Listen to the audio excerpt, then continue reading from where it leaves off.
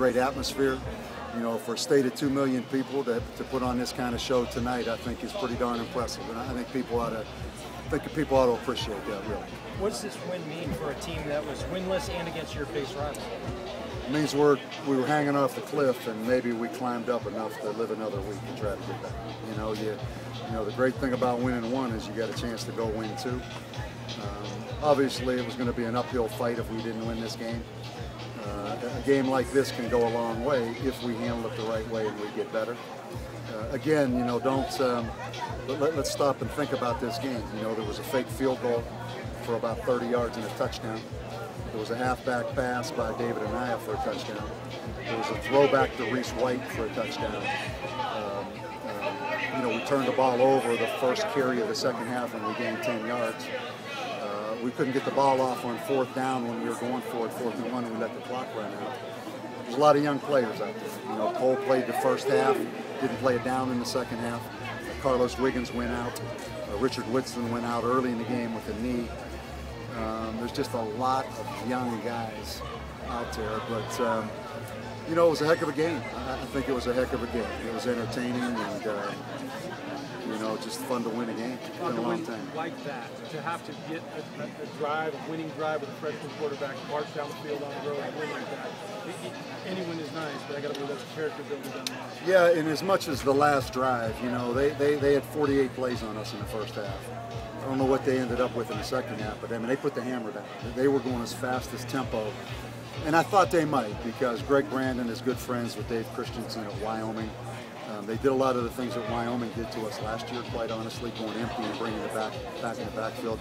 You know, as much as it was a character builder on offense to be able to take the ball and drive with a young quarterback, as you said, I think it has to become that on defense. You know, we've struggled. And these kids, it's important to them. We got a lot of pride on our defense. We got a lot of pride as a defensive staff. I think this, as much as a learning experience on offense, I think it is on defense. I think they're a good offensive football team with a very veteran offensive line, of veteran wide receivers. Those running backs play hard. So, yeah, you know, you got a chance to build. You know, getting on that bus tonight, I mean, it's a major difference. You know what the swing is. You get on that bus losing compared to getting on that bus winning. We all know how big the game is. What's Cole's status? What's his situation? What's Cole's status? Cole's hamstring was close to pulling again in the first half. He didn't pull it.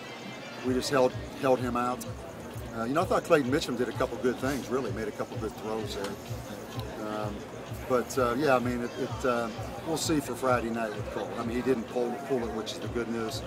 Richard Winston is pretty serious, I think, the knee. Carlos pulled that hamstring, as you saw in the kickoff, trying to get another gear on the kickoff return. The fake field goal and the halfback pass, did you know you were going to do that going in, or did you see something that... Yeah, definitely. I mean, obviously, you don't run a fake field goal on 4th and 13 unless you feel pretty good about it. And we, you know, we thought we could execute it, and we did. We knew we would take them by surprise. The same thing with the halfback pass. But again, you know, Larry Coryer's a guy on defense.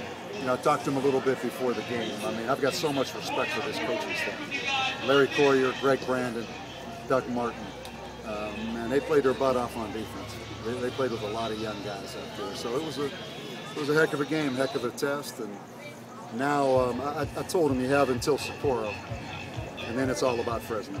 You know, we need to now, we need to get some people in that stadium Friday night. We got Fresno coming in here Friday night, a team that embarrassed us as badly as I've ever been embarrassed in coaching last year. So we've got till Socorro, Interstate 25, and then we'll start getting ready for Fresno. Okay, guys.